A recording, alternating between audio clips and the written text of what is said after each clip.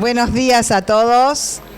Les vamos a rogar que tomen asiento y nuevamente silenciemos nuestros celulares.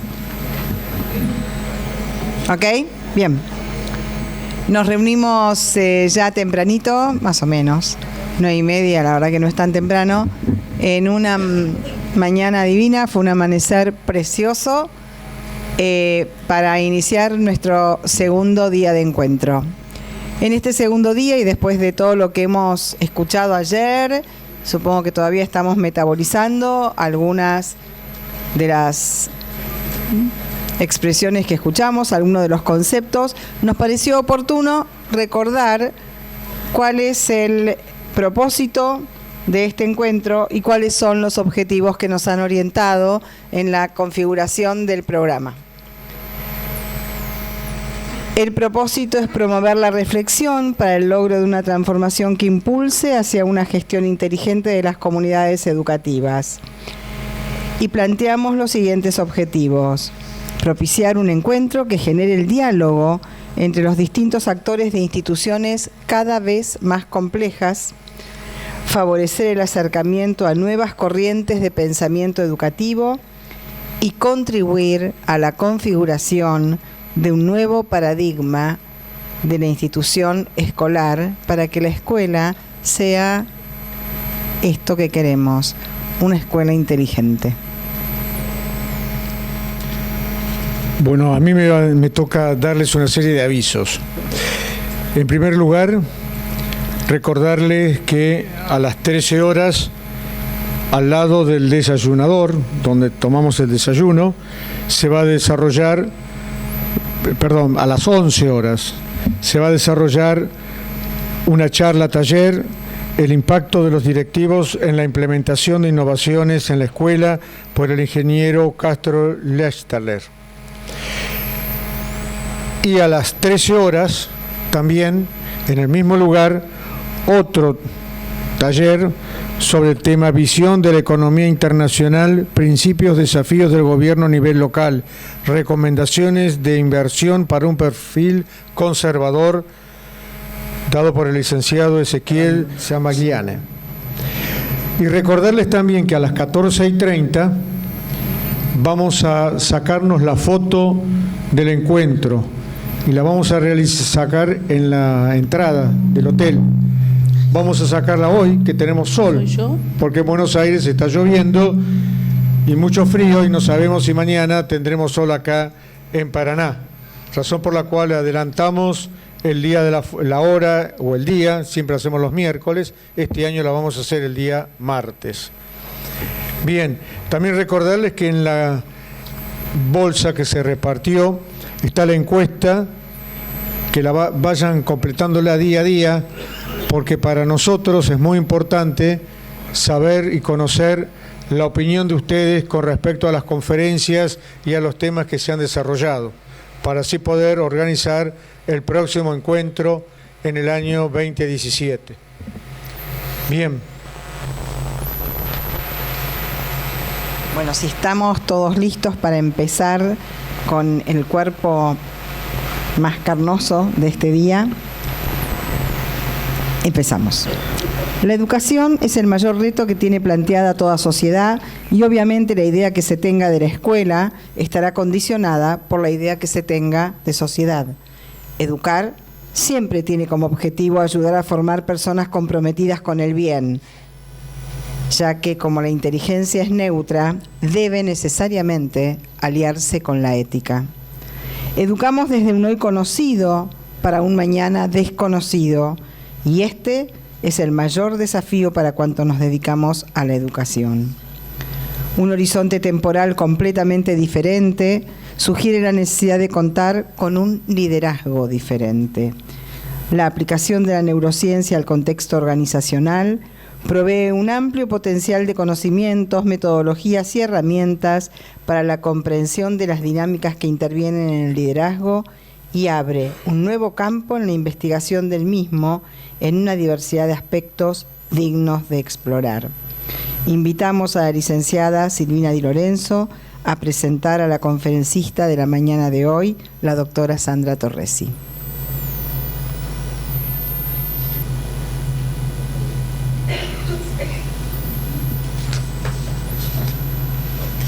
Bueno, buenos días. ¿Cómo están? Un sol que nos acompaña en Paraná para empezar la jornada, así que, bueno, Sandra trajo luz. Entre todos nosotros, la luz de nuestros ojos, como dijo ayer Alejandro. Es un placer enorme volver a contar con la doctora Sandra Torresi entre nosotros. Ella estuvo acompañándonos en el encuentro pasado en la ciudad de Mar del Plata y, bueno, fue dentro de las encuestas una de las personas que nos llevó a la reflexión de volver a convocar para poder seguir trabajando aspectos que quedaban pendientes, que siempre quedan pendientes. Sandra Torresi es psicopedagoga, licenciada en educación, especializada en neuropsicología por la Universidad de Buenos Aires. Es doctorada en psicología por la Universidad de Palermo. Es vicepresidente de la Sociedad Iberoamericana de Neuroeducación. Desarrolla múltiples actividades en el orden nacional e internacional, representando distintos tipos de entidades y asesora múltiples también universidades y consultorías. Pero bueno, si me permitís, Sandra, puedo decir que te presentaría como una mujer sumamente sensible, con una visión muy interesante de la educación, muy próxima, que es lo que nos sirve, porque es la proximidad la que nos pone en un plano de poder interpretar y reflexionar hacia el interior, así que trabaja en el campo día a día y eso nos puede permitir tener una secuencia interesante para aprovechar. Bienvenida, Sandra, nuevamente. Gracias. Y esperemos que podamos llevarnos mucho. Gracias por tu presentación, la verdad muy bonita. Te agradezco mucho lo que acabas de decir, mucho. Bueno, buen día a todos, ¿cómo les va? Oficialmente vamos a agradecer a las autoridades de Cordiep, realmente no sabía lo de las encuestas, así que les agradezco profundamente que me hayan invitado nuevamente. Para mí es una alegría estar acá con ustedes. Siempre que uno tiene espacios donde compartir con los colegas, está bueno y hay que capitalizarlos, ¿no? Y como digo siempre, los cafecitos, el mate, todo lo que nos rodea, más allá de la propia conferencia, es un espacio como para reflexionar sobre todas nuestras cuestiones que son siempre magníficas. Así que la agradecida soy yo por la invitación, por poder estar acá, por disfrutar de este día de sol divino, que ya estamos hasta compartiendo las imágenes del amanecer, porque algunos nos levantamos muy temprano, y ya empezamos a sacar las fotos de los amaneceres y fuimos como cotejando cómo fue cambiando nuestro cielo y esta vista que tenemos durante estas horas de la mañana. Esto tiene que ver con lo que decía Alejandro ayer, ¿no? Esto de poder disfrutar de las cosas que tenemos al lado nuestro y que a veces ni siquiera nos damos cuenta que están. Entonces yo los invito a ver siempre estos amaneceres, estas lunas que a veces aparecen y que los nenes lo puedan disfrutar también con nosotros. Así que, bueno, yo disfruto mucho de estos encuentros, disfruto mucho de esta posibilidad de estar con tantos colegas y con tanta gente pensando en lo mismo, al mismo tiempo y en el mismo lugar, ¿no? Tal vez cada uno con su mirada, pero estamos todos pensando en, por lo menos pongámoslo en una palabra que es la palabra educación, o infancia, o niñez, o podemos ir como abriéndolo, pero estamos todos pensando en educación. Así que muchas cabezas juntas pueden hacer muchas cosas, es decir, de nosotros pueden salir muchas ideas para cambiar el mundo. Así que, bueno, vayamos por eso, ¿no? Que no tenemos nada que nos detenga. En general no tenemos nada que nos detenga. Bueno, aportes de la neurociencia educacional al liderazgo. Era un desafío también hablar sobre liderazgo, ¿no? Era un desafío pensar qué íbamos a hablar, sobre qué, cómo iba a armar este encuentro nuestro, que va a ser largo. Ustedes saben, ¿no?, que va a ser largo. ¿Son conscientes? ¿Desayunaron bien? Porque va a ser largo con Torresi. Ustedes saben que cuando hablo en tercera persona como Maradona es complicado el asunto, Bueno, hoja de ruta. Esto lo cambié muchas veces, e inclusive anoche lo cambié, ¿sí? A partir de todo lo que íbamos viendo y todo, lo fui como modificando. Entonces, claramente yo quiero que les quede en su cabecita esto. Vamos a empezar con el concepto de liderazgo. ¿Qué es esto del liderazgo pedagógico? Que seguro que ustedes tienen mucha información, pero el tema es movilizar el tema del liderazgo. ¿Y en función de qué? Este es el punto. Vamos a hablar del liderazgo del directivo y del liderazgo del profesor. Una vez que más o menos cerramos ese aspecto, es decir, que hemos entendido y que hemos, digamos, salimos con la pasión y con las ganas de liderar, los voy a llevar a un tema que a veces es un poco más complejo, pero no tanto, y que es el de la neurociencia. Entonces, ¿para qué vamos a ir a la neurociencia? Para vincular ese liderazgo con el desarrollo del aprendizaje. ¿El aprendizaje de qué? De la lectura, la escritura, el cálculo, las habilidades sociales, etcétera. Digamos, nosotros tenemos que hacer una buena aplicación de todas esas cuestiones teóricas que vamos como a pensar juntos. Y la segunda charla, que supuestamente hasta tiene un título diferenciado, ustedes lo van a ver, daba la impresión que íbamos solamente a dificultades de aprendizaje. Yo dije, bueno, no, hagamos todo como un continuo, ¿verdad? Digamos, vamos a ver la construcción de algunas habilidades y vamos a ver qué pasa con esas habilidades cuando se nos empieza a complicar la historia en una escuela. Pero siempre visto desde el contexto educativo, ¿sí? No vamos a analizar las dificultades de aprendizaje desde los indicadores, como para hacer un diagnóstico si un niño tiene discalculia, disortografía, disgrafía, déficit atencional, lo que tenga. La idea no es traerle acá un libro que ustedes pueden leer en su casa y ver cuáles son esos indicadores claramente y mucho mejor dicho de lo que lo voy a decir yo, porque hay gente maravillosa que escribe sobre esto y ustedes van a tener claro qué le pasa a un chico que tiene un trastorno de la lectura. Vamos a tratar de ver directamente testimonios de la escuela, cosas que yo voy como recolectando y ver si podemos pensar juntos, ¿ese nene tiene un problema? ¿Es una cuestión de un retraso en el aprendizaje o estamos frente a un niño que efectivamente tiene una dificultad en el aprendizaje? Porque la estrategia y el camino que vamos a seguir como directivos, como educadores, como coordinadores, como lo que seamos, va a ser diferente. ¿Sí? Pero esto lo tenemos que tener en claro. Bueno, esa es la invitación, así que prepárense porque tenemos unas largas horas. Tenemos lo mismo, un recreo en el medio, tenemos la primera charla, un recreo y después vamos por la última parte. ¿Estamos de acuerdo? Obviamente, todas las preguntas que quieran, todo lo que quieran comentar, bienvenido sea. Liderazgo, ese era el primer punto, ¿verdad? Tienen en claro en su cabeza cuál va a ser el recorrido, ¿no? Tenemos que empezar por liderazgo. Después van a ver por qué les hago todas estas preguntas. No es que sea reiterativa, ¿eh? Tiene que ver con muchas cuestiones. Entonces, nos tiene que quedar en claro que lo que vamos a hablar ahora es de liderazgo. ¿Liderazgo de quiénes habíamos dicho? Directivos y profesores. Entonces, ustedes ya han anticipado qué es lo que vamos a hacer. Y para su cerebro es más que importante entender qué van a hacer. ¿Por qué? Porque ya ustedes, ¿qué están activando en este momento? ¿Qué están activando? La atención. Sí, pero no seamos tan... Sí, la atención, es verdad. Pero fundamentalmente, ¿qué? Están focalizando acá, los estoy obligando a mirar ahí, la letra grande, la poca información, ¿qué más? El conocimiento previo, es decir, lo que cada uno sabe sobre liderazgo, ¿verdad? Y esto es muy importante y ojalá yo pudiera entrar, como si fuese una clase, en la cabeza de cada uno de ustedes y decir, pero él qué está pensando sobre liderazgo y ella qué está pensando, porque seguro que si yo puedo sacar sus pensamientos van a ser totalmente diferentes. Va a haber algunas coincidencias, pero va a haber muchas diferencias.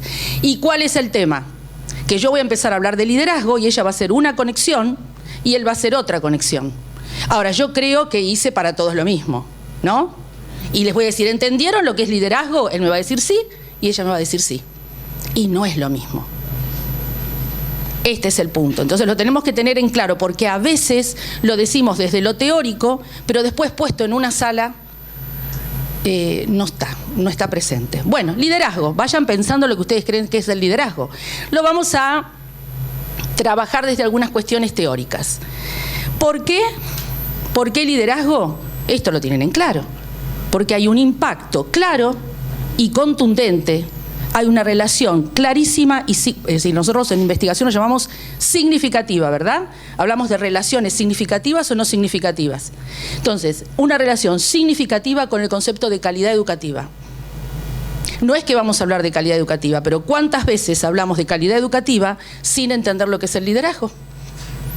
O sin tener en claro la implicancia de nuestro liderazgo y del liderazgo de un educador para lograr esa calidad educativa. Entonces esto siempre hay que como ir conectando todos estos conceptos que son más que importantes. El liderazgo de los directores, siempre les voy a poner los autores que dicen esto, porque siempre hay distintas opiniones, ¿no? Y hay distintas perspectivas desde el análisis del mismo concepto. ¿Estamos? Entonces, por un lado, Bolívar dice que es más relevante en escuelas que se encuentran en situación de desventaja. Obvio. Es lo mismo que el maestro de primero. ¿Quién tiene que ser el maestro de primero? El mejor. El mejor maestro, no el de séptimo, el de primero. No el profe de tercer año que empieza con una matemática muy complicada. Tiene que ser el maestro de primero, porque es el que va a construir esa estructura que va a sostener a ese chico en el futuro. Y en este caso es lo mismo. El directivo más sólido es aquel directivo que tiene que estar en instituciones con situaciones de desventaja, porque necesita tantas habilidades, tantas subhabilidades, tanta creatividad, tanto sacar cosas de donde no están, que necesitamos el mejor líder. Y la ausencia de liderazgo siempre la vamos a relacionar con un descenso, obviamente en los niveles del desempeño de los estudiantes y de la calidad de la propuesta en general. Es decir, que si yo vuelvo acá, es lo mismo. Habíamos dicho recién que era una relación significativa con calidad, ¿verdad? Ahora, estos autores han tomado distintos aspectos. Por un lado la desventaja y por un lado, ¿qué pasa si no hay liderazgo en esa institución? Bueno, sin lugar a dudas, voy a tener un descenso en el desempeño de los estudiantes y obviamente, por consecuencia, una baja en la calidad educativa. ¿Estamos? Bien, vamos por más. Los directores dedican mucho tiempo, díganme si están de acuerdo. ¿Sí? Mucho tiempo a tareas administrativas, control, supervisión y menos tiempo a aquello que amamos profundamente y por lo que estamos acá. ¿Sí? Entonces, en realidad, el fondo de nuestra charla tiene que ver con eso. Invitarlos a trabajar las cuestiones pedagógicas. Nuestras instituciones necesitan que seamos directivos, que estemos mirando el proceso de desarrollo del aprendizaje, porque tenemos que liderar ese proceso de aprendizaje. Ese es el punto. Y vamos a ir analizando muchas cositas en estas 2-3 horas que estaremos, pero el fondo es esto. ¿Sí? Entonces, dedican menos tiempo al seguimiento y la evaluación de los progresos del aprendizaje. Ahí hay muchas palabras que a mí me gustan. A mí me gusta la palabra seguimiento. Nosotros podemos hacer muchas cosas, decir, qué buena esta estrategia, qué interesante, pero si yo no la continúo en el tiempo y no registro el impacto de esa estrategia, no sirve, perdemos el tiempo acá sentados. ¿Sí? Digamos, esto es lo que uno tiene que entender. La escuela se tiene que convertir en un laboratorio. La escuela es un centro de investigación. Yo a veces digo, tenemos tantos alumnos en una institución educativa y no tenemos registro del progreso de los aprendizajes. No tenemos en claro qué fue una buena práctica, qué pasó con este curso, qué pasó con el otro curso. Digamos, no tenemos esa curva que vamos a ir desarrollando en todo este tiempo. Entonces, ustedes tienen la posibilidad de convertir sus instituciones en laboratorios de investigación. Y esa investigación y esos datos que podemos obtener nos van a servir a todos. Entonces vamos a tener en claro qué es una buena práctica y qué no es una buena práctica. Porque no solamente la neurociencia nos va a venir a decir, es más, la neurociencia no es que nos va a venir a decir lo que tenemos que hacer. No se equivoquen. No crean que estamos en la cresta de la ola porque vemos unos cerebritos, ¿sí? Y vemos neuroimágenes y analizamos un montón de cosas. La neurociencia educacional busca otra cosa. Vamos a ir viéndolo despacito. Entonces, estos son los tipos de liderazgo. Lo puse en gris y ¿por qué el otro estará con colorcito? ¿No? Hay como una cuestión de colores, como se darán cuenta. Digamos, lo otro está en gris, digamos, hemos ido pasando de distintos tipos de liderazgo, pero el que vamos a analizar nosotros es el último, el que tiene lindos colores, como el de hoy. ¿Sí? Es decir, un liderazgo transformacional, instruccional, educativo, pedagógico. Me encanta la palabra pedagógico. Yo me quedo con el pedagógico, ¿sí? Que ¿en dónde va a estar centrado? ¿En dónde está centrado? En el aprendizaje. Es un liderazgo que apunta, su foco es el aprendizaje. ¿Está? Digamos, hemos pasado por los otros, ahora nos vamos a centrar acá.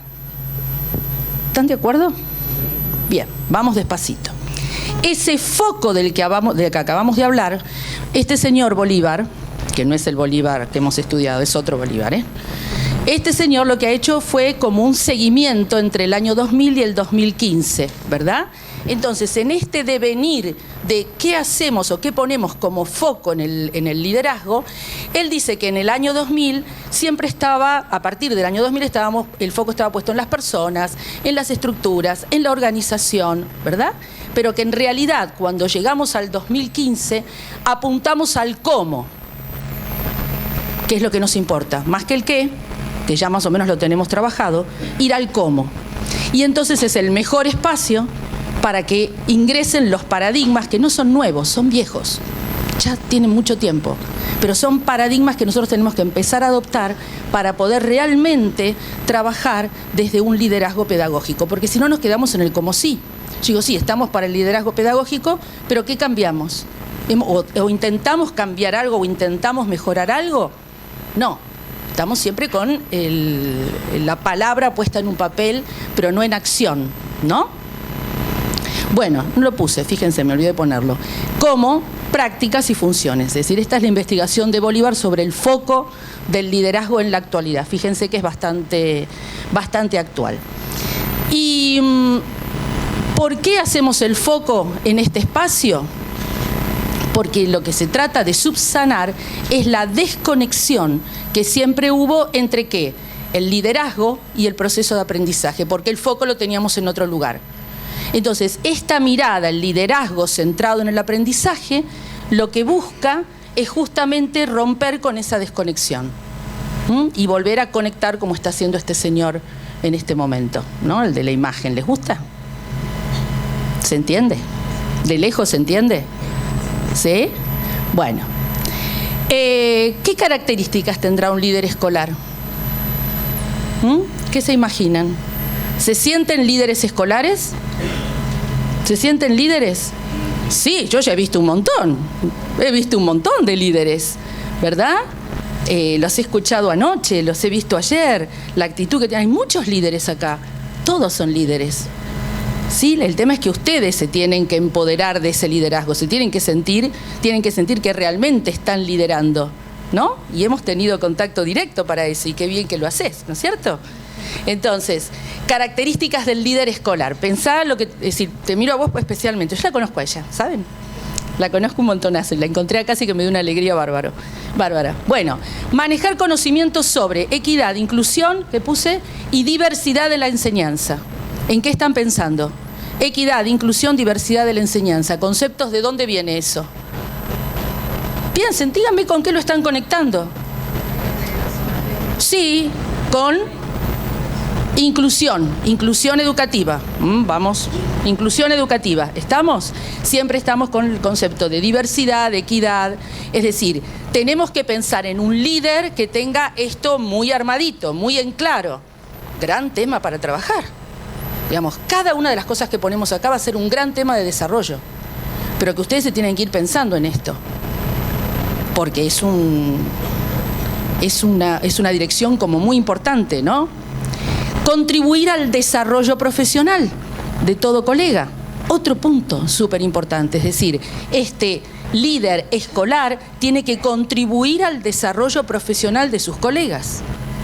Tarea más que importante. ¿Y cuál va a ser la propuesta de toda esta charla? Que en realidad sea parte del proyecto pedagógico, no que estemos esperando qué se va a hacer a nivel sistema educativo con respecto al desarrollo profesional de nuestros educadores. Demostrar una práctica efectiva. Esto tiene que ver con el laboratorio. ¿No, ¿ustedes la sienten fea la palabra laboratorio de investigación? No lo entienden como... Vamos, que realmente un laboratorio donde se maneja información y donde se pueden relacionar y correlacionar infinita cantidad de variables, ¿no? Entonces, demostrar una práctica efectiva es esto. No puedo quedarme en, ¿y cómo les fue? Bien, me fue bien. ¿Cómo anduvo todo? Sí, estuvo bien este año. El grupo respondió muy bien. ¿Qué me querés decir con el grupo respondió muy bien? O el grupo respondió muy mal. O es un grupo heterogéneo. ¿Qué me querés decir con eso? ¿Dónde está el registro de información que me permite hacer esa inferencia? Aprendieron fracciones bárbaro, lo tienen clarísimo cuando hacemos la articulación, ¿no? les fue bárbaro. No, mira, todo el tema de geometría lo tienen acá. Manejan instrumentos como los dioses. Bueno, ¿dónde está? Porque resulta que en marzo del año siguiente volvemos a ver fracciones. Y cuando le preguntamos a las nenes, ¿se acuerdan lo que es propia, impropia, aparente? No, no lo vimos. ¿No? ¿O a qué recurrimos? A hacer, previo a un diagnóstico, ¿qué cosa? El repaso. Menos mal que no lo dije yo, porque si no dicen que siempre soy mala. El repaso, repasamos 10 días, tomamos la prueba diagnóstica. ¿Cómo les va en la prueba? Bárbaro. Entonces estamos felices. Digamos, hemos cumplido con el objetivo. ¿Cuánto aprendieron estos nenes? ¿Sí? Entonces todos aprueban el diagnóstico. En realidad es un como sí, eso se llama un falso positivo. Eso no es real. Ahora, si nosotros queremos pensar que estamos bárbaros y decir la mejor situación para marzo, y ahora arrancamos con la unidad 1 del libro de matemática y se quedan contentos, bueno, pero en realidad son falsos positivos. Uno tiene que trabajar desde el diagnóstico, desde otro lugar, realmente lo que han aprendido esos nenes. Y hacer el feedback, es decir, siempre tiene que haber una retroalimentación. El líder tiene que tener la posibilidad de hacer un buen feedback, hacer una buena devolución a sus colegas. El qué, el por qué y el para qué, no me parece que sea así, lo vamos a hacer de esta manera. Bueno, pero ¿por qué? Digamos, el feedback, la devolución, es la misma devolución que le tenemos que hacer a nuestros nenes en una clase. Yo siempre digo nenes por la tendencia a trabajar con los más pequeños, pero bueno, cuando digo nenes estamos hablando de todos. Y no es el nene, como decía ayer Alejandro, Alejandro, que estás por ahí, no es el nene sobreprotegido, no. Bueno, esta es una investigación muy linda de Macbeth, del 2012. Y decimos liderar el desarrollo, fíjense, la implementación y la evaluación de políticas y prácticas que obviamente van a impulsar a nuestra institución educativa. Yo tengo que liderar esa cuestión de política y práctica. Y por último, contar con competencias analíticas, interpersonales y organizativas para trabajar con equipos escolares. Tenemos que formar equipo. Más allá de todas las dificultades que podamos tener dentro de porque somos todos humanos y siempre van a haber dificultades, pero necesitamos formar equipo. Y el equipo docente, el equipo pedagógico no es un equipo de amigos. Ahí está la cuestión. Es un equipo de profesionales. Y en ese equipo de profesionales tal vez soy amiga de ella, pero no soy tan amiga de ella. Bueno, pero somos un equipo de profesionales. Nosotros estamos cumpliendo un rol profesional, ser educadores. Y más allá de la pasión que podemos poner, somos profesionales. Entonces podemos formar de cualquier forma equipo. No tenemos que pensar que nos tenemos que amar profundamente todos en una institución educativa, porque sabemos los que hemos transitado las escuelas que, bueno, esto muta, rota y tenemos años fáciles y años un poco más difíciles, ¿verdad? Bien, entonces, para relajar un poco esta cosa así. No es fácil. No les voy a preguntar la edad. No les voy a preguntar la edad. Es para un poco de fuerza conceptual y ahora relajen. Vamos a trabajar un poco con matemática. Ayer lo escuché el dato. Creo que lo dijiste vos. Así que ahora piquito cerrado. ¿Qué edad se imaginan que es el promedio de los directivos? ¿Qué edad tienen en promedio los directivos de nuestro país, República Argentina? Tiren un número. 50, 45. No vamos a analizar el por qué, 50, 45, 60. No vamos a analizar el por qué, que era lo que estábamos analizando ayer. En realidad, ¿por qué tenemos la posibilidad de liderar más o menos a esta hora? Eso no es el motivo de análisis. Lo que quiero es que vean números y que piensen que su cerebro en este momento, ¿qué está haciendo? Algunos tienen el dato preciso, entonces eso no vale. Pero otros, ¿qué hicieron? Calcularon, estimaron, aproximaron un número. Ténganlo porque vamos a trabajar con matemática hoy, ¿Sabían? Bueno, algunas cositas vamos a hacer. Directores según edad, 2013, la fuente es el Terce. Y fíjense donde, de atrás no lo ven, ¿no? Miren, estamos acá. Argentina, estamos acá. El promedio, claro, un poquitito menos, no se ve bien, pero es un poquitito menos de 50. Fíjense los chilenos. Chile es esta barra. ¿sí? Y no es casual. Yo trabajo mucho en Chile y mucho en Perú, y me llamó la atención Perú, porque en Perú es significativa la edad de los educadores. Hay muy pocos jóvenes y la mayoría son grandes, son adultos, por decirlo sutilmente, adultos mayores, ¿no? Grandes, los directivos y los educadores. Y sin embargo, el dato que aparece acá no es tan significativo. Fíjense, Perú lo tengo acá, eso era cuando yo estaba haciendo. Miren los uruguayos, muy parecido al nuestro, y el promedio es 47.33. Esa es la edad según Terce, ¿verdad? Son todos datos importantes porque tiene que ver después, lo podrán analizar ustedes en el cafecito, ¿por qué? ¿Por qué llegamos a esa edad? ¿Es necesario? ¿Qué pasa con nuestra carrera docente? ¿Quién llega a ser directivo? ¿En qué situaciones? ¿Por qué siempre el educador lo único que desea es ser director? ¿Sí? No es lo único que uno tiene que querer. Pero por eso digo, es un análisis que habría... ¿Dónde? No, pues escuché por acá. Bueno, pero por eso digo, es un análisis que después podríamos hacer, por qué se llega a esa edad y cuáles son las variables que intervienen. Pero digo, esta es la realidad que nos han mostrado ahora, ¿no? Eran las hipótesis que teníamos en una charlita ayer. ¿Por qué sucedía esto? Género de los directores, mujeres básicamente. ¿Pero qué porcentaje? 66,60. Porcentaje de mujeres. 70-30.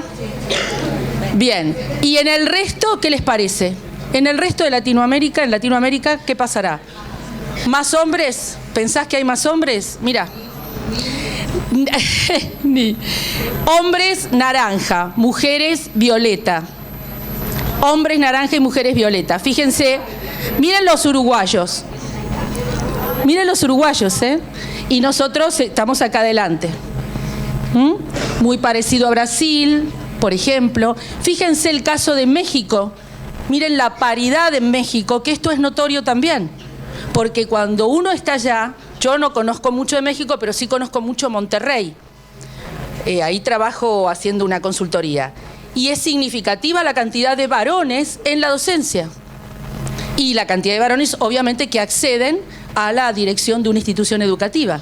Entonces es bastante significativo. Entonces esto va como cambiando, bueno, son nuestros colegas en el resto de países tan cercanos, ¿no? Podríamos seguir analizando. Y en la gestión de los directores, ¿qué se imaginan? ¿Pública, privada? Sí, en este aspecto, Terce lo analiza desde este lugar. Gestión de los directores, estatal, en celeste, amarillito verdoso en privado. Argentina, volvemos acá, siempre es la primera columna. Fíjense, la comparación, muy parecido a Uruguay en este caso, ahí sí estamos en el mismo espacio. Costa Rica, muy parecido también. Entonces, fíjense que predominantemente tenemos estos registros. Toda esta información es como para relajar un ratito nosotros y no estar siempre con temas tan duros. Está obviamente en información que circula como datos de Terce. Perdón, no te escuché. Celeste está comparando gestión estatal y gestión privada. Directivos, cantidad de, siempre estamos hablando directores según gestión. Exacto, directores según gestión. América Latina, año 2013, porcentajes. Exactamente. ¿Sí? Bien, son datos que, insisto, servirán para hacer algún tipo de análisis, como para tener alguna idea.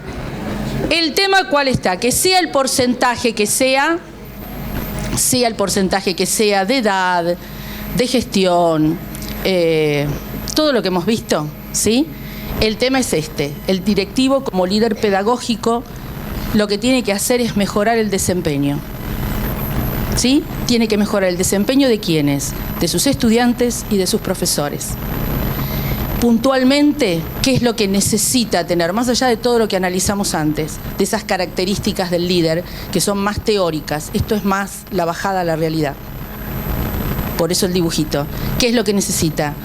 profundo conocimiento sobre el aprendizaje y sobre el contexto.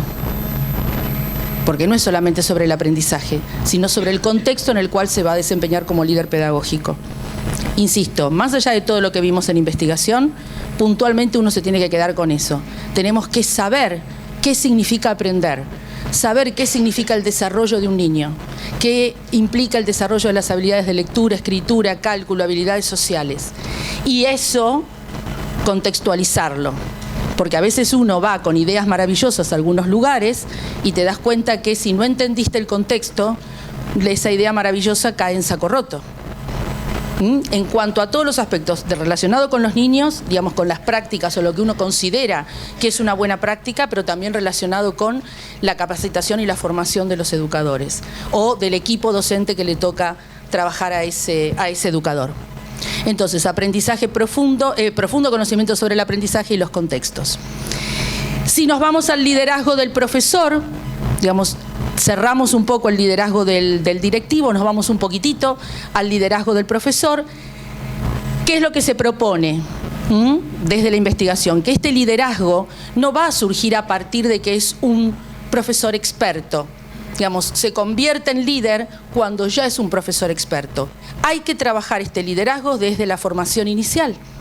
Una cosa más que tendremos que trabajar desde formación inicial. Entender que tiene que ser un líder pedagógico. Ese educador también tiene que ser un líder pedagógico para sus propios estudiantes. Entonces, los diferentes grados de expresión, nosotros los tenemos que poder detectar porque obviamente se va a ir mostrando de diferentes maneras entre expertos y novatos. Y ahí va a estar la incidencia del experto, del educador experto que va a ayudar a la formación de este novato. Si ya salimos de la formación, por ejemplo, del profesorado. Pero en la formación del profesorado tiene que estar incluida el liderazgo pedagógico. ¿Sí? Entonces, estas cuestiones son como construcciones que debemos hacer y que son indispensables para lograr el buen desempeño de nuestros estudiantes, por el impacto que va a tener en nuestros estudiantes. Entonces, el desarrollo profesional, se me ocurrió ponerle en casa, para que quede bien claro. Desarrollo profesional en casa. No quiero contarles qué es esto. Ustedes saben lo que es la formación docente, saben lo que implica la capacitación. Bueno, no, tratemos de traerlo a casa. Porque si no nos quedamos muchas veces en la queja. ¿Qué pasa con algunas propuestas que no nos gusta, algunas propuestas que tenemos que realizar y sin embargo no nos gusta esa formación? Siempre estamos con esto de en ese tiempo podríamos haber hecho esto otro, que hubiese sido mucho más productivo. Bueno, pues hagámoslo. ¿Sí? Tenemos que cumplir con lo que hay que cumplir, que es lo que corresponde, pero también hagamos otras cosas. Insisto, la escuela es un laboratorio de aprendizaje. Es un espacio donde yo voy a monitorear y voy a hacer el seguimiento del desarrollo profesional de mis educadores.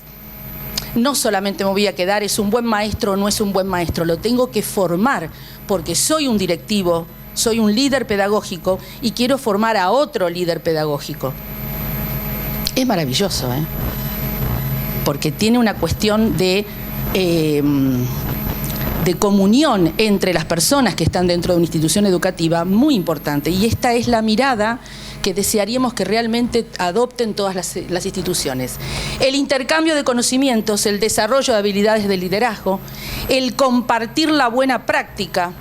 No que la maestra de quinto es fantástica, la maestra de cuarto es un poco flojita. Entonces los nenes cuando pasan a quinto, ahí van a aprender, ahí van a estar bárbaros.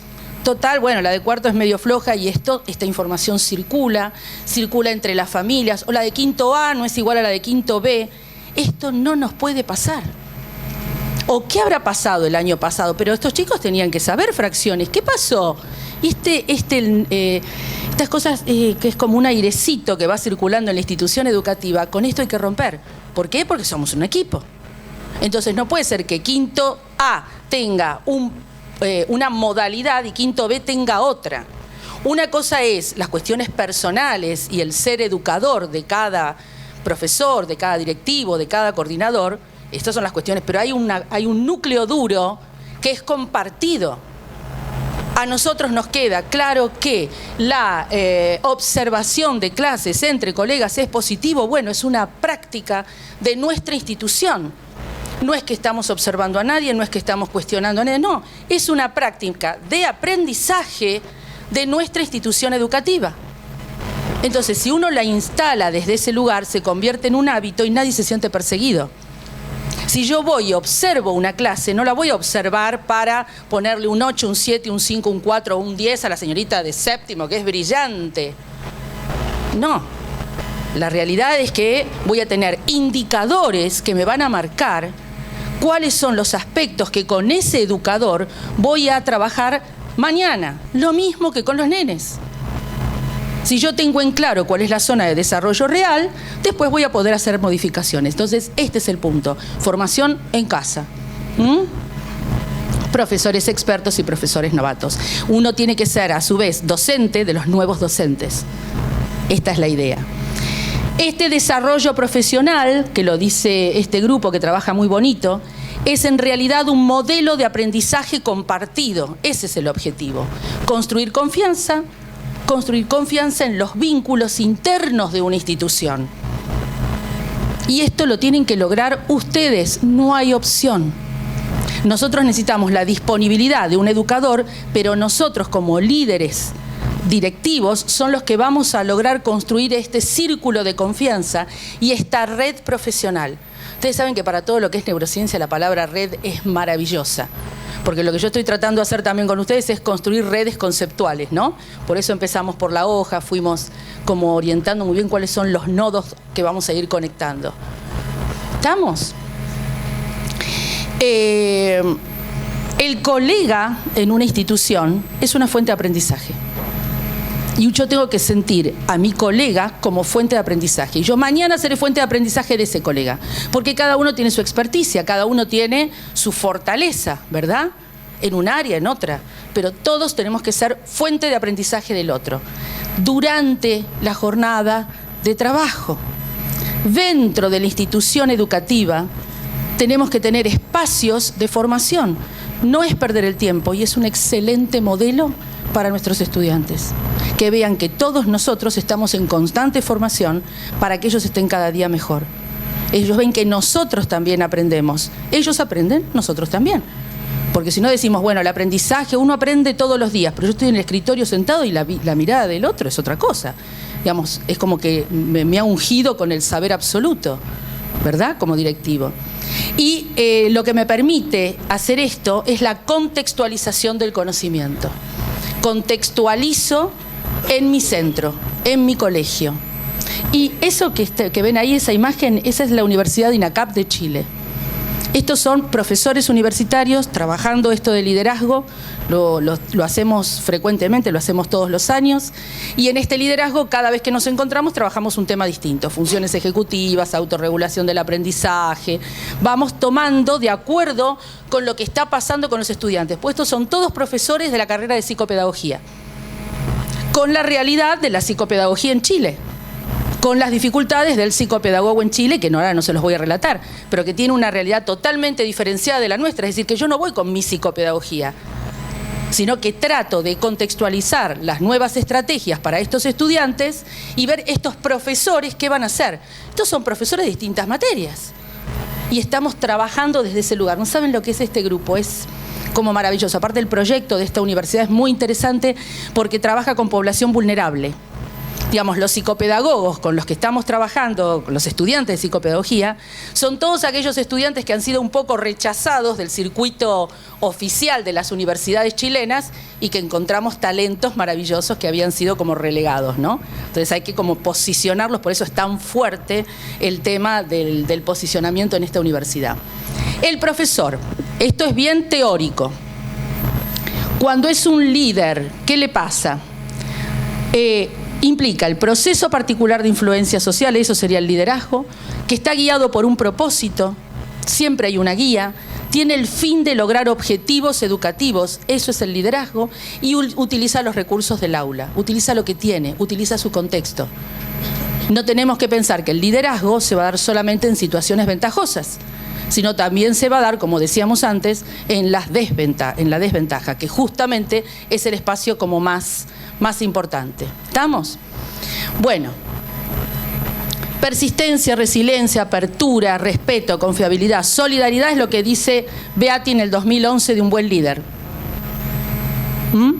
Yo le agrego una palabra que es la empatía.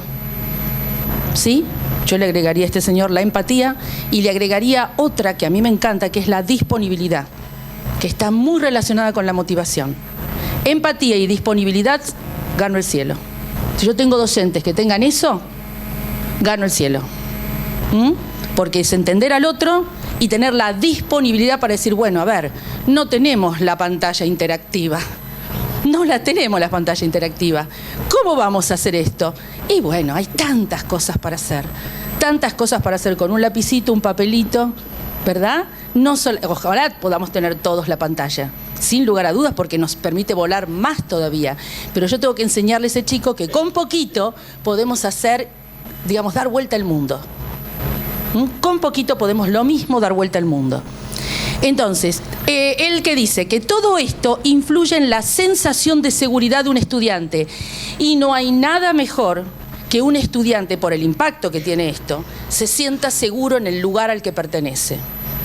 Entonces, un estudiante se tiene que sentir seguro de su educador. Cuando esa seguridad se nos cae o se nos resquebraja por montones de cuestiones, no es lo mismo el impacto que va a tener en el aprendizaje. Y hay unas variables que, la verdad ahora no recuerdo si las puse, pero hay una variable que es la credibilidad. Un estudiante tiene que creer en su profesor, si no, no aprende. Si no lo está cuestionando, tiene que creer en ese profesor. Y esa credibilidad hay que construirla desde esto, desde la solidez. Este grupo, ¿lo ven desde atrás, la imagen? ¿Lo ven bien de atrás? Si no, después se los muestro en más grande, lo amplío y se los muestro, porque quiero que los miren. Esos son nicaragüenses. Ese es un grupo de educadores de Managua. Hasta ahí me fui, 15 días en Managua aprendí, porque uno aprende todo, ¿no? Con una cosa que se llama enjambre sísmico. Yo dije, justo llegué y fue el enjambre sísmico. Es decir, Managua se movía. Y en el hotel me decían, no se preocupe que la llamamos por teléfono. Le digo, mire, yo estoy en el 5º piso. Le digo, hasta que usted llama a todos, se me viene Managua encima. Tranquila, me decía, tranquila, lo que pasa es que usted no está acostumbrada. Y yo entraba, googleaba, decía enjambre sísmico y encima era en la misma falla. ¿Se acuerdan del terremoto del 72? Que Managua se destruyó. Bueno, el enjambre estaba en la misma falla. Y yo digo, justo que llegó mi avión, ¿no? 15 días en esa situación.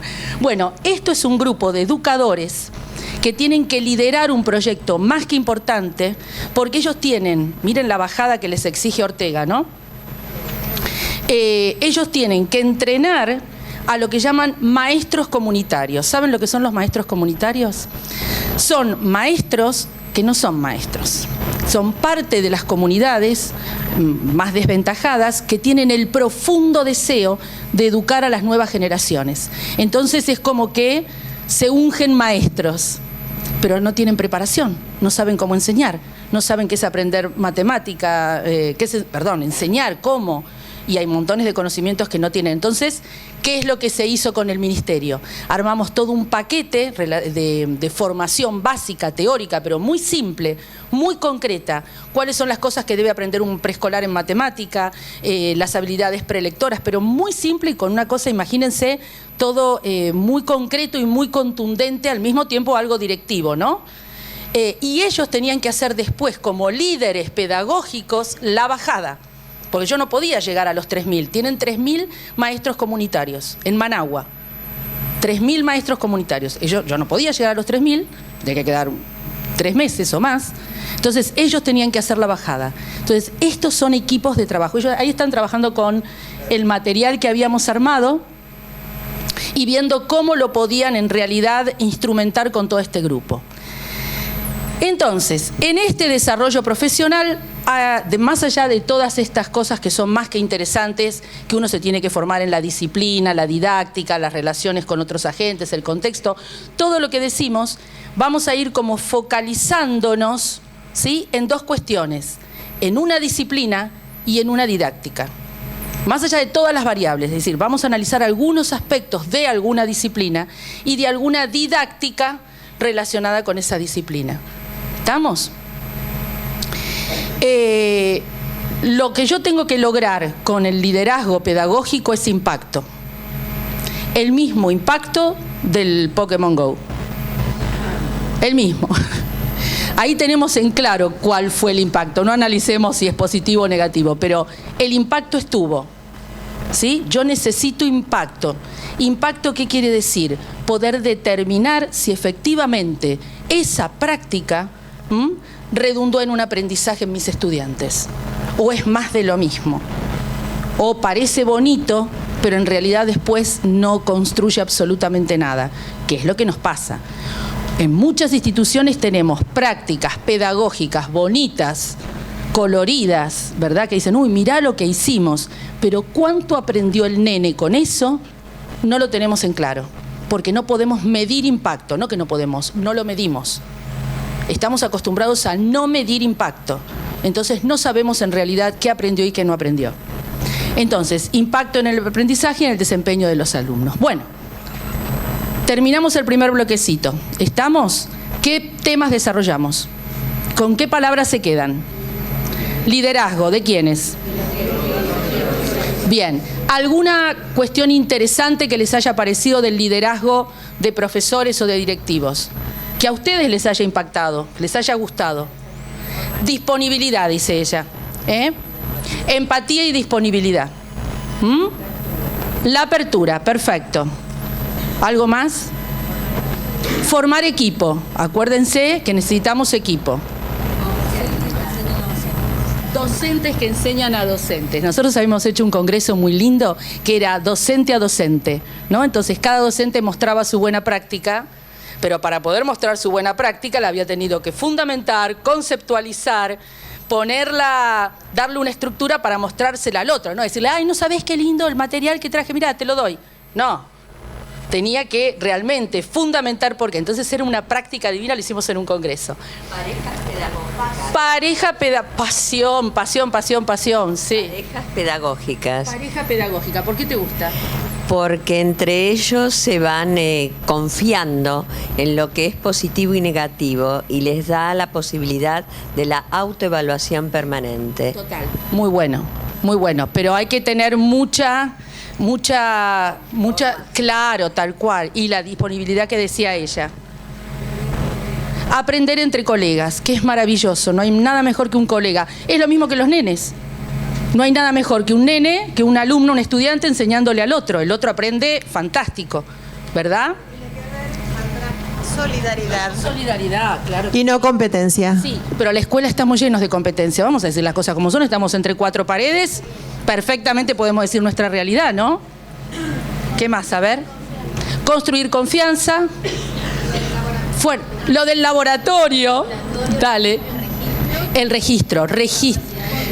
Registren, la contextualización. Me encanta.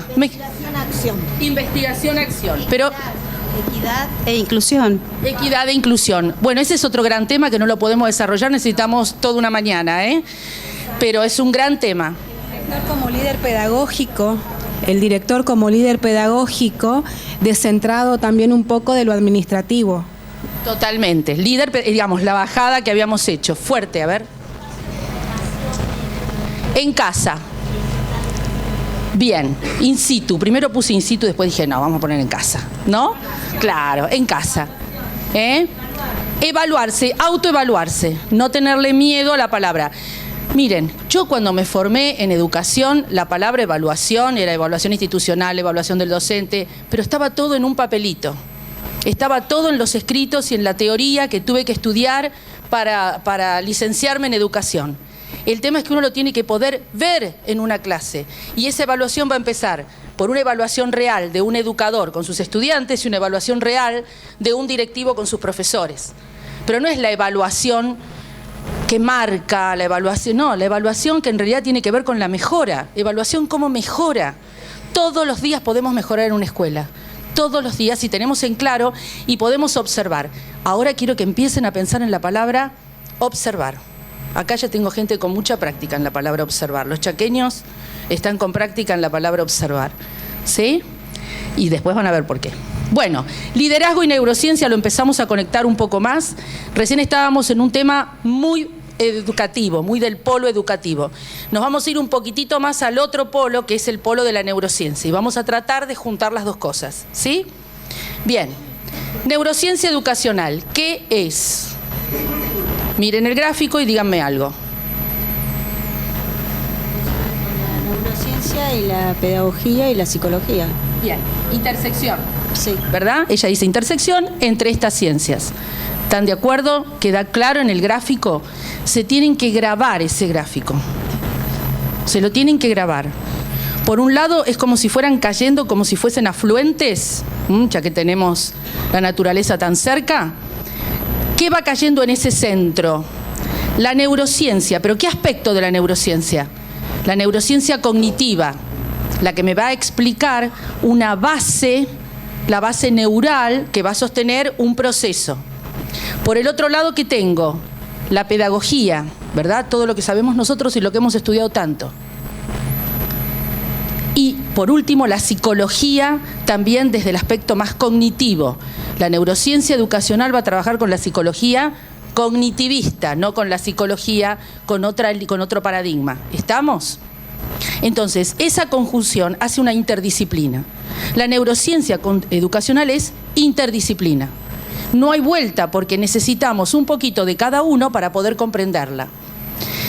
¿Es compleja? Altamente compleja. Sombras que puede llegar a tener la neurociencia educacional, infinitas. Objetivos, no vamos a analizar la neurociencia, yo quiero que vayamos directamente a algunas cuestiones de la escuela, ¿no? Pero uno tiene que tener en la cabeza dos cuestiones. En principio, que tratamos como punto de entender cómo aprende nuestro cerebro, cómo aprenden ustedes, cómo están ahora acá sentados, cómo van a ir cayendo lentamente por el tiempo y porque hablo, por más que los haga intervenir, son muchos y no es fácil, ¿verdad? Entonces, ¿cómo va a ir cayendo su nivel qué? Su nivel atencional. Ya empezó un poquito el sueñito, está lindo el solcito, hay muchas variables, alguno durmió mejor, otros se fueron a pasear a la noche. Entonces, las variables son infinitas. La cuestión es que su curva atencional va a ser esto. Tal vez si se enganchan con algún tema, estamos acá arriba, pero después, si sigo hablando de liderazgo, dentro de 5 minutos no aguantan más la palabra. Y va a pasar, ¿sí? Entonces, lo que tratamos de indagar es cómo aprendemos. ¿Qué es lo que ponemos en marcha para aprender especialmente a leer, escribir y a calcular? Más allá de las habilidades sociales y todo lo que implica aprender. Es decir, todo el tiempo estamos diciendo, bueno, pero ¿cómo se aprende a leer? ¿Cómo se aprende a escribir? ¿Cómo aprende un niño a hacer un cálculo, a resolver un problema, a comprender un texto? ¿Cómo comprende un texto informativo o un texto narrativo, que son cosas diferentes? ¿Sí? Y por el otro lado, este conocimiento, ¿qué nos permite hacer? Propuestas pedagógicas mucho más impactantes. No por bonitas, impactantes quiero decir mucho que, digamos, que vayan al fondo. Diseñar buenas estrategias de enseñanza.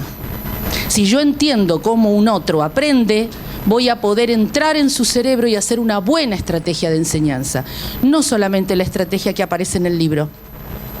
O no solamente la estrategia de enseñanza que me dice alguno que está buena. Porque para él fue buena, pero para ella no. Entonces yo tengo que tener cintura pedagógica para poder decir, no, esto funciona acá, pero acá no funciona. Pero para eso necesito tener un abanico enorme, ¿verdad? Bueno, entonces, foco de la neurociencia, cómo aprende el cerebro y las estrategias de enseñanza. Antes de avanzar acá, les quiero decir algo, que es el cartelito de danger, danger, danger, danger, peligro, peligro, peligro, infinitos. Está de moda, parece que es como cool hablar de la neurociencia, ¿no? Si no, no estamos en la cresta de la ola. Vamos, hoy queda bien hablar de neurociencias, ¿sí? Lo mediático, la información que aparece, las charlas TED, infinitas cosas de todos aquellos que suponen que están en condiciones de salir al mundo con la neurociencia. En eso hay de todo. Y nosotros somos como presa fácil. Muy fácil. Porque yo les puedo asegurar que muchos de los educadores de ustedes han hecho ciertos cursos, ¿sí?, que realmente dejan bastante que desear. Y han puesto plata y han hecho los cursos. Y tienen el material y entonces, insisto, suponen que están en un nivel de formación profesional alto porque están viendo la neurona, la sinapsis, los neurotransmisores, los cerebros que bailan, el brain gym, ¿verdad? El hemisferio izquierdo, el hemisferio derecho, toda esta cosa que empieza a aparecer. Tengan cuidado, porque eso no es neurociencia educacional. Hablar de neurociencia no es hablar de neurociencia educacional. Un neurocientífico hace neurociencia en un laboratorio de ciencias. Nosotros no hacemos neurociencias. Nosotros podemos vehiculizar este paradigma para mejorar la práctica. Yo hago neurociencia educacional, no neurociencias, ¿está? Digamos, yo me valgo de los saberes de los neurocientíficos, pero no soy neurocientífica. No tengo un laboratorio con un escáner para poner a los nenes y ver qué pasa en su cerebro cuando leen. Entonces yo no hago neurociencias, ¿sí? Entonces cuidado con quienes se ungen con estas cosas, porque en realidad estamos llenos de falsos positivos. O creer que estamos en la cresta de la ola en nuestra escuela y en realidad no está pasando absolutamente nada. Vendemos con eso, queda bonito, parece que, insisto, que somos re cool, ¿verdad? Pero no tiene nada que ver con el aprendizaje verdaderamente. Yo no les voy a hablar de cerebros, casi no les voy a mostrar ninguno, solamente uno les voy a mostrar. Nosotros necesitamos trabajar sobre eso aplicado, si no, no nos sirve. Si nosotros nos dedicáramos a otra cosa, bienvenido sea, pero no nos sirve. ¿Sí?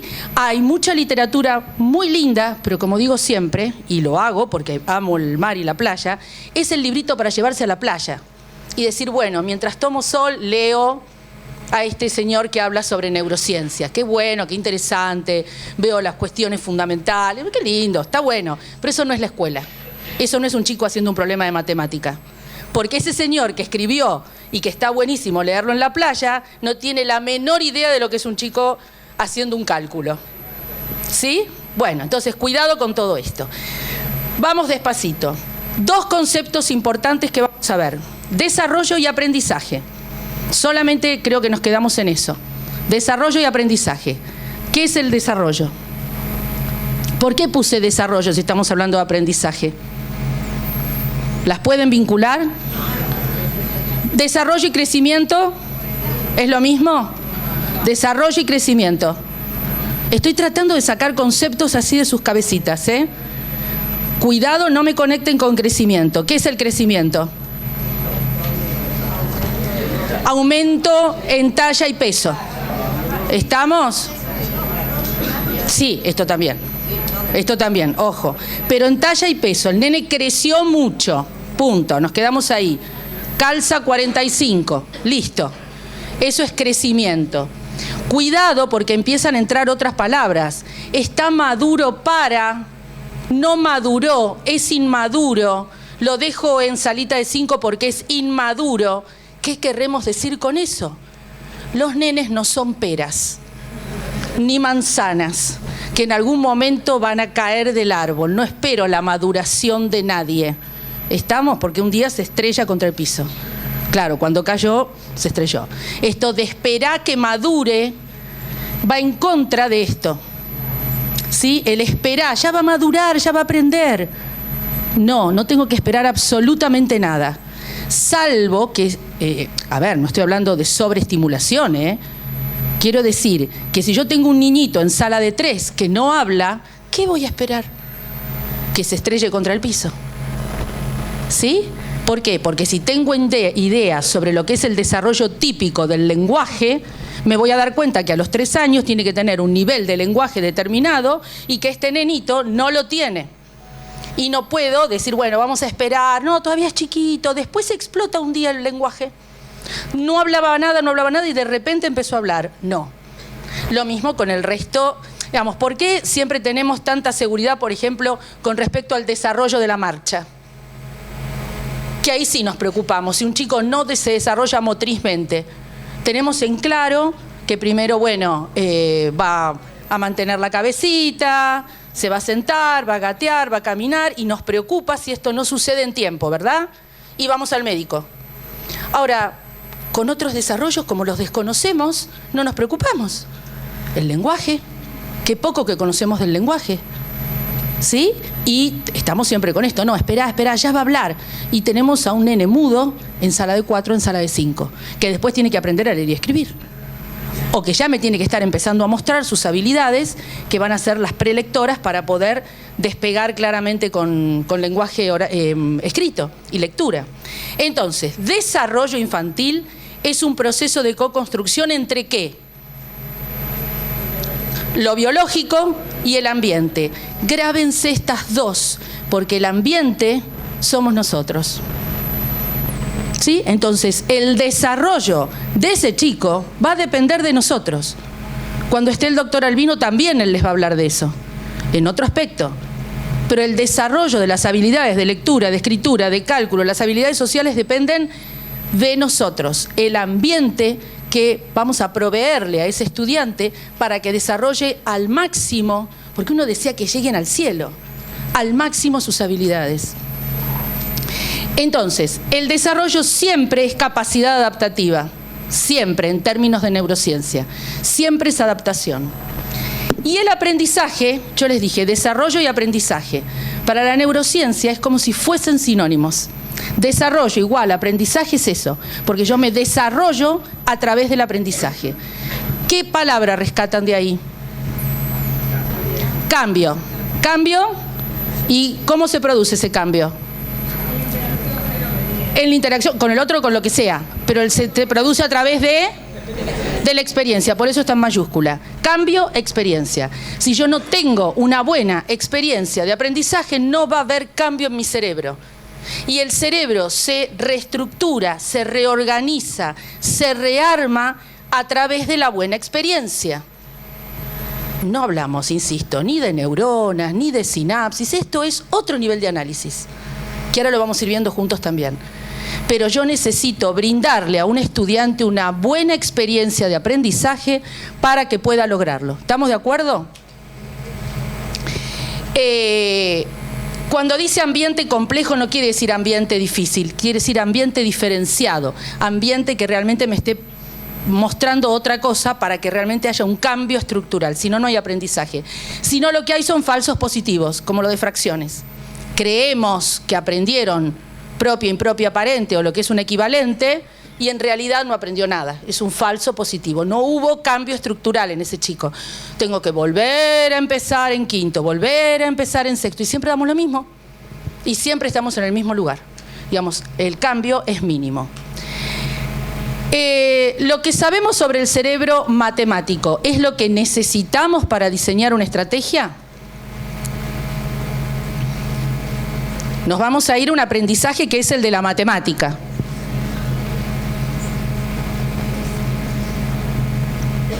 ¿Qué saben sobre este cerebro matemático? ¿Poco?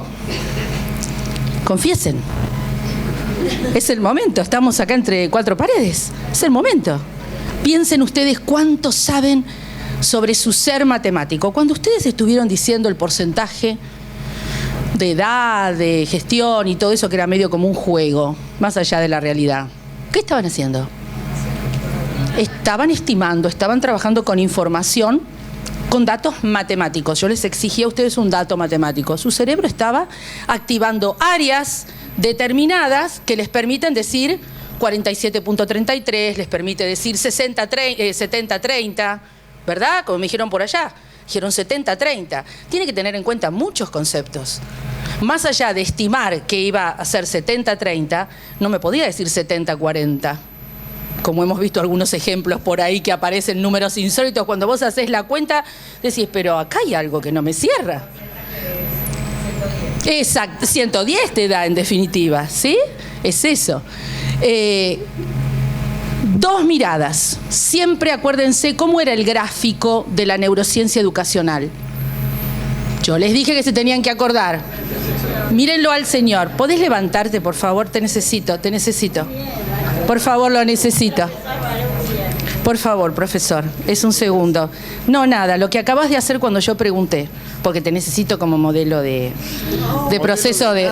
Sí, cuando yo pregunté, ¿se acuerdan del gráfico? ¿Qué es eso?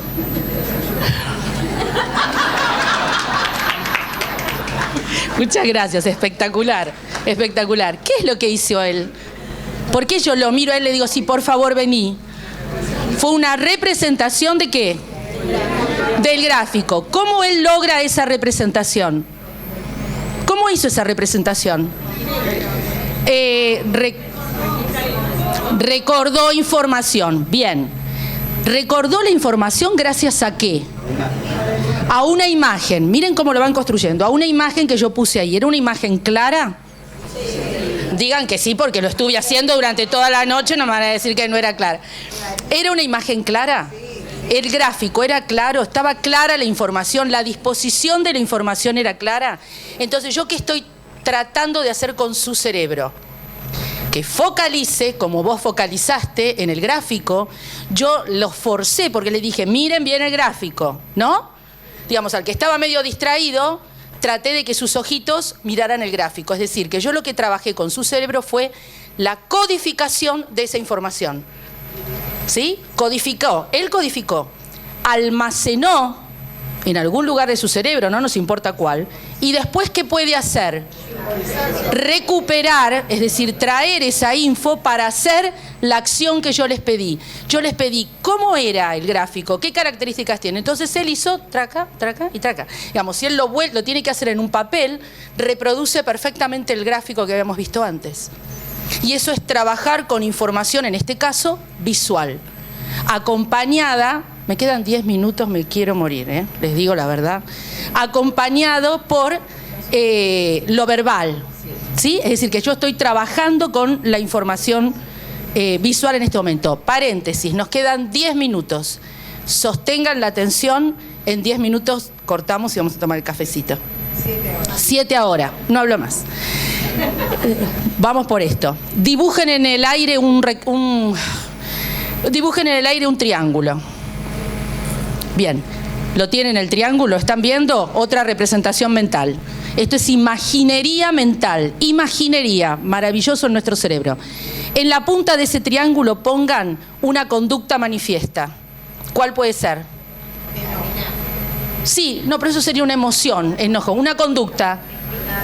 Cuando yo les digo observación de conductas de los estudiantes, ¿qué observan? Escribir, leer, calcular, resolver problemas, cualquier conducta. Dar una clase, lo que sea. Acá arriba está la conducta. Por debajo hay procesos cognitivos que sustentan esa conducta, ¿verdad? Memoria, atención, percepción, lenguaje, funciones ejecutivas. La conducta manifiesta del profe fue hacer en el aire, ¿verdad?, un gráfico. Para que él pueda hacer en el aire ese gráfico, hubo un montón de procesos cognitivos que tenía por debajo.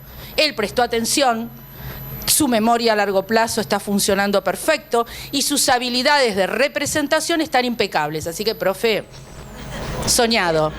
Quiere decir que hay la conducta manifiesta del profe, los procesos cognitivos que subyacen, y por debajo, ¿qué hay de ese proceso cognitivo? El sustrato neural. Es decir, hay un cerebro feíto, gris, baboso, nada de los colores que aparecen, porque esos son neuroimágenes, es feíto, feíto. Ese sustrato neural, es decir, estructuras neurales que permiten que el profesor recuerde el gráfico, recuerde los colores, las palabras, las formas, ¿sí? Porque lo pudo codificar. Entonces, siempre vamos a hablar todo el tiempo de estas tres variables: conducta manifiesta, procesos cognitivos, sustrato neural, ¿sí? Bueno, nos vamos a apurar un poquito. Yevalar, la matemática aflora.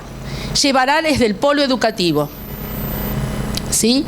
Digamos, nos va a hablar de la didáctica de la matemática. Fantástico. La matemática aflora, por eso hacemos matemática todo el tiempo.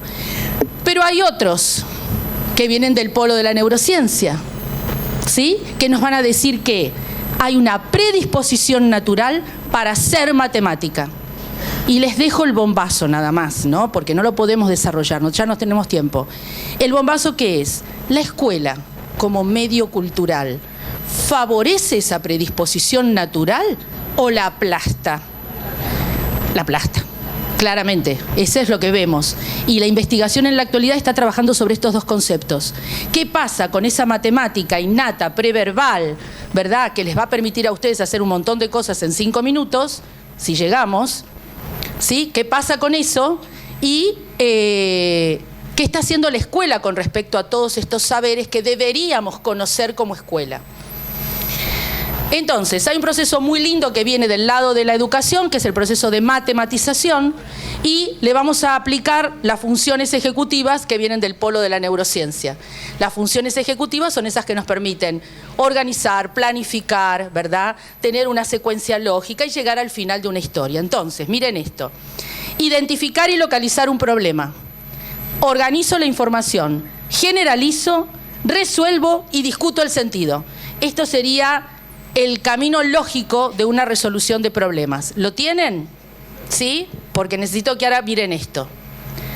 Dibujo y resuelvo. Lo más importante en esta tarea educativa no es que el chico resuelva. Esto es un primero de un colegio de varones. No es que resuelva, es que dibuje. Es que pueda representar lo que tiene que representar. Si a mí me queda claro que lo está representando bien, ese chico tiene una situación real que le va a permitir después pensar qué cuenta va a ser.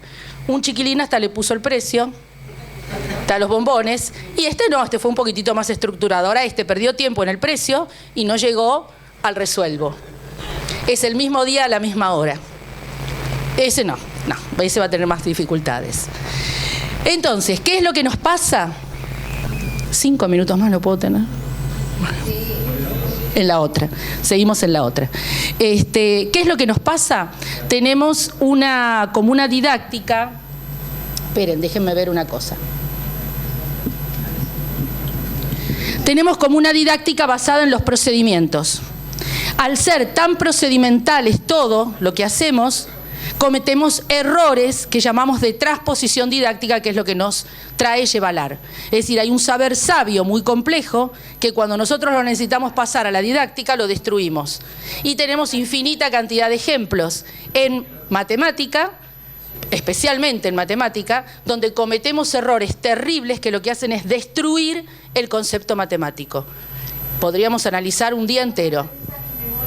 Es decir, es tan difícil aprender matemática que lo que hacemos es esto. Entonces, un camión pesa tantos kilos, transporta tantas cajas de tantos kilos, ¿cuánto pesa el camión?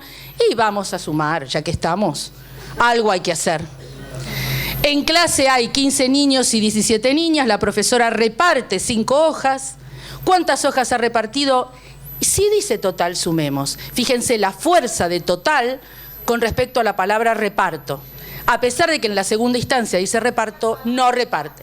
Bien, la palabra clave. Entonces, esto no es una matemática basada en problemas. Es una matemática que en realidad nos está complicando bastante. Quiero mostrarles algo. De esto lo vamos a analizar después. Vamos a ir después con todo esto. Les prometo que se los muestro después. Esto es lo que nos pasa con la matemática. ¿Sí? La mano negra que tenemos todos sobre la cabeza. ¿Cuánto tiempo me queda? 1 minuto. 1 minuto. 1 minuto para un jueguito y cerramos y nos vamos a tomar el café. La mano negra, ¿sí? Nosotros necesitamos entender que, para ir cerrando nuestro bloque, necesitamos realizar una alfabetización matemática para nuestros estudiantes. El concepto de alfabetización matemática existe para nuestros estudiantes. ¿Sí? Sí, bueno, esas son las... Sí, me faltó una. Y una alfabetización científica para los educadores. ¿Sí? Nosotros necesitamos alfabetizar científicamente y al estudiante necesitamos alfabetizarlo matemáticamente para que pueda representar, por ejemplo, como representó este chiquilín. Y ahora viene el juego y nos vamos a tomar el café. Para que se entiendan lo que es el cerebro matemático. Necesito que ahora miren todos para adelante, que no se me distraigan. ¿Sí? Miren para adelante. Yo les voy a mostrar unas imágenes y ustedes me tienen que decir cuántos hay. En este caso, ¿cuántas ranas hay? Bien, difícil, ¿no? Fue complicado. Y los preparé tanto para 3 ranas, habrán dicho, bueno, vamos por más. ¿Cuántos animales en general hay sin ninguna trampa? No, yo no tengo que decir eso. díganme cuántos animales hay. No. ¿Cuántos animales hay? En cantidad, ¿cuántos estímulos hay?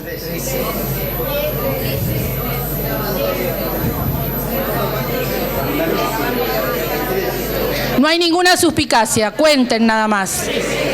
13, chiquito o grande. Ustedes tienen que entender que no puedo sacar tanto de internet. Entonces copié el mismo más chiquito. Pero cuenten todo, cuenten todo. Bien. Y ahora necesito que me digan aproximadamente cuántas margaritas. 30, 26. Tiren un número, no cuenten. 20, 13, 40, 37, 35 y quién da más. Cerramos en 35. 30, 45. Bueno, vendido al señor, vendido. Lo tiene él. Y no, mal, porque mal, ¿eh? Pero no había que contar, no siguió con la consigna, señor. No ha seguido con la consigna. No importa. Es decir, fíjense la disparidad de números que han aparecido, ¿verdad? En el primer caso, ¿qué hace nuestro cerebro? ¿Conocen esto?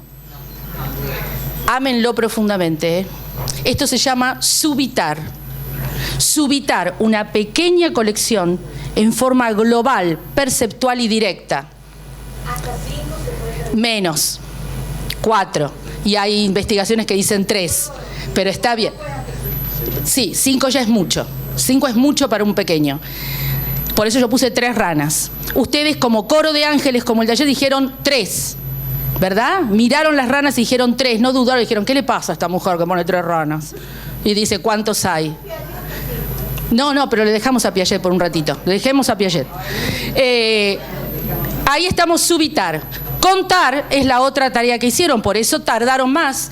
Por eso unos dijeron 12, otros 13, porque como la distribución es aleatoria, alguno puede haberse equivocado. No importa, pero esto es conteo. ¿Estamos? El cerebro contó. En el caso anterior, subitó. Dijo rápidamente 2 banderas, 3 botellas, 3 copas. La otra copa está ahí, había 3. ¿Sí? 3 micrófonos. No estoy contando 1, 2, 3. Piensen en los preescolares. Ojo, los que están con experiencia en preescolar. No todos nuestros niños subitan. ¿Y por qué es importante saber si subitan o no? ¿Por qué? Es una habilidad básica y es un indicador temprano de posibles dificultades del cálculo. Por ejemplo, discalculia en el futuro. Entonces, es importante que como educadores sepamos qué significa subitar. Es trascendental. ¿Sí? Bueno, contaron acá y en este caso, ¿qué hicieron? Estimaron, sí. Entonces, estas habilidades en realidad son habilidades que están dentro de este sentido numérico que nos va a permitir construir las habilidades de conteo. Por un lado tenemos las habilidades primarias, genéticas, preverbales, con las que hemos venido al mundo, adaptativas, este sentido numérico, y después la escuela entra con lo cultural y nos enseña, y ahí aprendemos a contar. Y ahora tendremos que contar los minutos para volver. Bueno, descansen un ratito, después seguimos.